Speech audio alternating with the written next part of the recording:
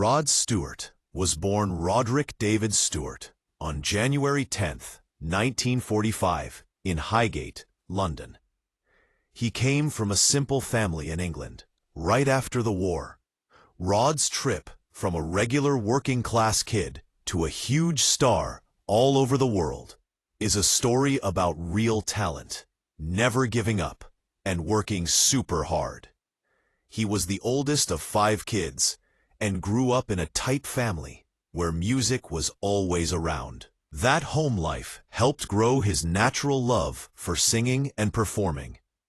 Even with tough times when he was little, Rod found his special voice and cool style super early.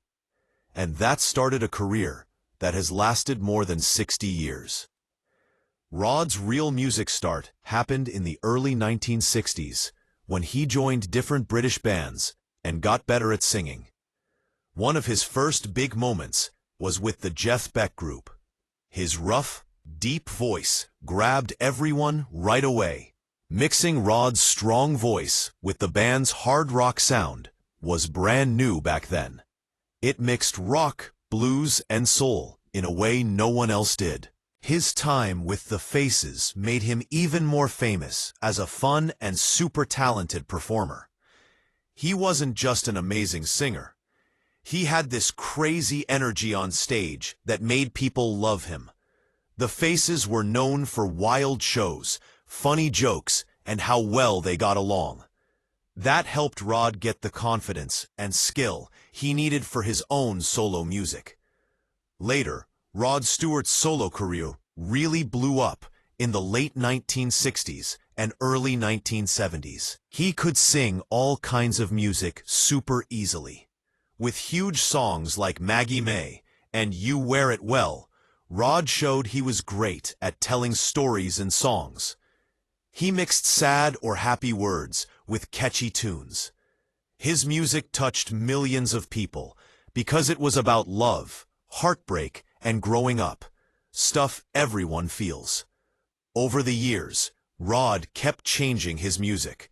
He did rock, pop, R&B, and even old classic songs. He has put out tons of albums and sold more than 120 million records around the world. That shows how much people still love him. Songs like Maggie May, Da You Think I'm Sexy, Sailing, and Forever Young are classics that people of all ages know. They love the fun tunes, real words, and Rod's one-of-a-kind voice. One of the coolest things about Rod is how he can do so many different kinds of music. He sings rock, pop, folk, disco, and soul without any trouble. He keeps changing, but still sounds like himself. Rod Stewart's music life is full of different styles and never gets old. His albums show his rock side and also how he can sing super emotional slow songs. In the mid to late 1990s, he put out some really good albums that showed how he was still growing as an artist. A Spanner in the Works in 1995 showed off his rough voice and how he mixed rock and pop perfectly. Then, If We Fall in Love Tonight, in 1996, gave fans a bunch of love songs and calm classics that proved he was one of the best at singing about romance. He kept going with When We Were the New Boys in 1998. That album felt young and fresh, with cover songs and new ones that kept his music exciting. Then in 2001 came The Story So Far, the very best of Rod Stewart. It was a big collection of his best songs, so old fans and new fans could hear how amazing his whole career was. Besides his own songs, Rod wowed everyone with his big Great American Songbook series. It was a cool project where he sang old American classics from the 1930s and 1940s. The first one, It Had to Be You, in 2002, let people hear Rod sing those beloved old songs in his own soulful way. Next was As Time Goes By in 2003, with soft, pretty versions full of sweet memories. The series kept going with Stardust in 2004. His emotional singing and respect for the old tunes really stood out. It ended with Thanks for the Memory in 2005, a loving thank you to those classic songs. With these albums, Rod showed how flexible his voice is and brought old music to new people. Every album proved he can rock huge crowds or sing the quietest love songs just as well. Rod Stewart has won tons of awards and big honors. He's been nominated for Grammys and got into the Rock and Roll Hall of Fame both by himself and with the Faces. That shows people love him, and critics think he's great too. Besides awards, Rod uses his fame to help charities and connect with fans everywhere. He's super kind and really thankful for everyone who has supported him. Rod Stewart's love life is like different chapters in a book. Each marriage was its own big part of his story as his career grew. His first wife was Alana Collins, a model and actress who fit perfectly with Rod's cool rock star vibe in the late 1970s. They got married in 1979, when Rod was already famous for his rough voice and bad boy charm. Everyone in magazines and on TV loved talking about them because they looked like a perfect famous couple. Her bright California style matched his tough British attitude. They had 2 kids and happy times. But fame, always traveling, and crazy lifestyles put a lot of pressure on them. After 5 years, they got divorced in 1984. It was all over the news and really hard for both Rod and Alana. Even after they split, those years affected Rod a lot and inspired some of his later, more thoughtful songs. Rod's second marriage was to Rachel Hunter in 1990. A whole different time for him. Rachel was a supermodel from New Zealand, almost 25 years younger, and brought fresh, exciting energy. She was young, glamorous, and famous worldwide. Their wedding was a huge deal because of Rod's fame and because everyone talked about the big age gap. But they said their love was real. And for years, they looked like the coolest celebrity couple of the 90s. They had 2 kids and went to fancy events and fashion stuff together. But even with all the glitz, things got hard. By the 2000s, they started growing apart. They separated for years before the divorce was final in 2006. Rod has talked honestly about how much that breakup hurt him. He even said he thought Rachel was the one. After that, he spent time thinking about life, and it changed how he saw love and family. Then came his third wife, Penny Lancaster, a former model and photographer who brought calm and real support. They got married in 2007, and it started a stable, happy part of his life. Penny had been around since the late 90s and became way more than a girlfriend. She was the person he could always count on.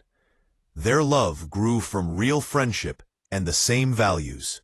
And Rod talks about that a lot with Penny. Rod slowed down and focused on family. Life became quieter and happier than his wild earlier years. They have 2 kids together. Penny is a big part of how people see Rod now. She's warm, strong, and fits with him perfectly. This marriage has lasted way longer than the first 2. And Rod says Penny helped him become a better husband, dad, and person as he got older.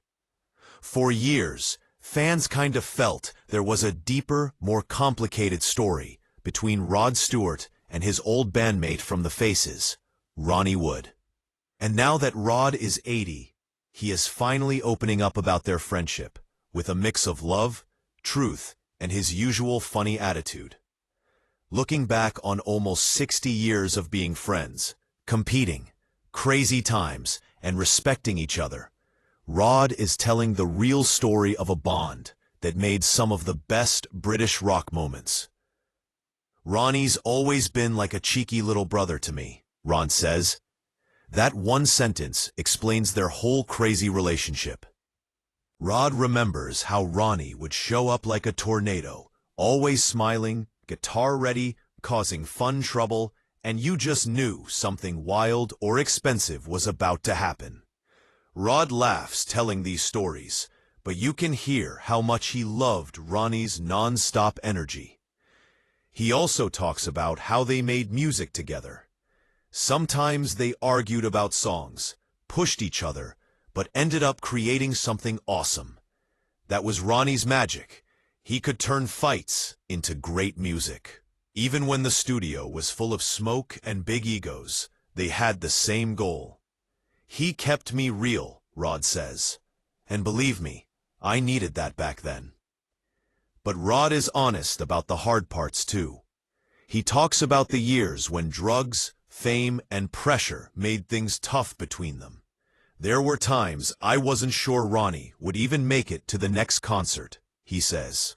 "We were all crazy, but Ronnie was really living on the edge for a long time." Rod felt helpless watching his friends struggle and didn't know if he should step in or stay out. "Sometimes I just had to walk away and hope he'd be okay. And somehow he always was, but it was really hard to see." Still, the main thing in all Rod's stories is how loyal they are.